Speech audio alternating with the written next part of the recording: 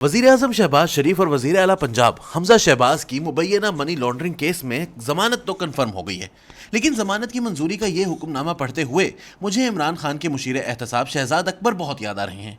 इनकी घंटों पर मुहित वो प्रेस कॉन्फ्रेंस जिसमें वो बड़े यकीन के साथ इमरान खान के मुखालिफिन पर करप्शन के इल्जामात लगाते थे, इनके ट्वीट्स जिसमें वो पाकिस्तान में एहतसाब के सबसे बड़े ठेकेदार बने नजर आते थे, सियासी मुखालिफिन के लिए इनके चेहरे से झलकती हकारत, सब कुछ बहुत याद आता है। इनके जाने के बाद ऐसा लगता है सब खत्म हो गया है। इमरान खान की वजारत उज़्मा खत्म होने के बाद वो ऐसे भागे हैं कि नजर ही नहीं आ रहे। कल तक दूसरों को भागने का ताना देने वाले शहजाद अकबर पता नहीं खुद क्यों भाग गए।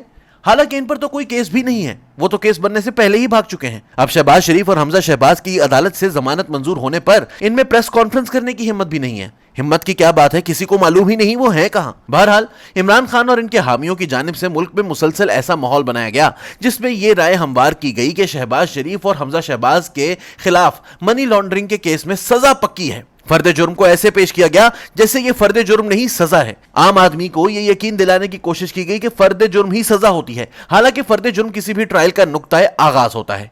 इसका हरगिज ये मतलब नहीं कि जिस पर फर्द जुर्म आयद होगी इसको सजा भी हो जाएगी, लेकिन फर्द जुर्म का ऐसा राग गाया गया कि आम आदमी को यकीन आ जाए कि बस सजा होने वाली है, हालांकि अभी तो ट्रायल शुरू ही नहीं हुआ। बहरहाल ये सियासत है और कहते हैं सियासत बेरहम होती है।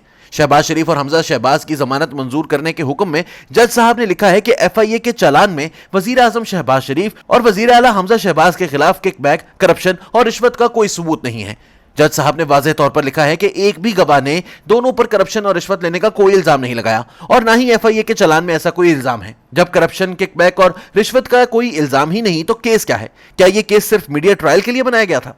मोहतरम जज साहब ने 22 सफ़ात पर मुश्तमिल अपने फैसले में लिखा है कि FIA ने 14 नवंबर 2020 को यह FIR दर्ज की थी, जबकि चालान 11 माह बाद 12 दिसंबर 2021 को जमा करवाया गया। फैसले में लिखा गया है कि इस मुकदमे की सबसे हैरान कुन बात यह है कि यह मुकदमा जब दर्ज किया गया तब शहबाज शरीफ और हमजा शहबाज दोनों ही जेल में थे, लेकिन FIA मुकदमा दर्ज करने के बाद 5 माह तक खामोश रही।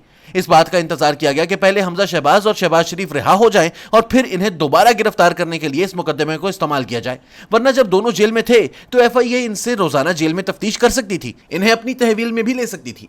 कौन नहीं जानता कि शहबाज शरीफ और हमजा शहबाज इमरान खान की एहतसाब वाली बंदूक के निशाने में सबसे आगे थे, इसीलिए दोनों को लंबे अरसे के लिए जेल में रखा गया। शहबाज शरीफ को नैब ने ही 2 दफा गिरफ्तार किया, जिसकी दूसरी कोई मिसाल नहीं मिलती। चालान में शहबाज शरीफ पर यह इल्जाम भी लगाया गया कि एक सियासतदान ने पार्टी टिकट के लिए शहबाज शरीफ को 14 मिलियन रुपए रिश्वत दी, लेकिन चालान में ना तो सियासतदान का नाम है और ना ही इसका कोई बयान है। बस एक कहानी लिखी गई है जिसके साथ कोई सबूत नहीं लगाए गए। जज साहब के फैसले में हैरानगी का इजहार किया गया है कि इस सियासतदान की शनाख्त भी जाहिर नहीं की गई और ना ही ये पैसे देने का कोई सबूत मौजूद है। वैसे इसमें हैरानी वाली कोई बात है नहीं, ऐसी कहानियां सिर्फ प्रेस कॉन्फ्रेंस में लहराने और बयान करने के लिए चालान में लिखी जाती रही हैं ताकि बार बार बयान की जा सके। हम सबको यह भी याद है कि मुश्ताक चीनी वाले का कितना शोर था, इसके इंकशाफात पर कितनी प्रेस कॉन्फ्रेंसेस हुई थी, लेकिन अब जज साहब के फैसले से मालूम हुआ कि ऐसे कोई सबूत चालान में मौजूद ही नहीं है। खुफिया खातों की कोई तफसील नहीं है। इसका मतलब हुआ कि सारी कहानी फर्जी निकली। यह केस भी अलिफ लैला की कहानी की तरह ही है। पहली FIR में 25 अरब रुपए की मनी लॉन्ड्रिंग का इल्जाम लगाया गया, फिर इस रकम को कम करके 16 अरब किया गया। अब चालान में सिर्फ 670 मिलियन रुपए की बात दर्ज है, जबकि किसी भी गवाह ने शहबाज शरीफ और हमजा शहबाज पर बराह रास्त कोई इल्जाम नहीं लगाया है। रमजान शुगर मिल के हवाले से शहबाज शरीफ के बारे में जो कुछ कहा गया, इनमें किसी का भी कोई सबूत नहीं मिला। यह फैसला काफी तफसीली है, जिसमें हर पहलू से FIA के चालान का जायजा लिया गया है। यह दुरुस्त है कि यह जमानत का फैसला है, इसके बाद अभी ट्रायल होना बाकी है, लेकिन चालान और तफ्तीश की हकीकत सबके सामने आ गई है। ताहम जो ट्रायल मीडिया पर हो रहा है इसका कुछ नहीं हो सकता।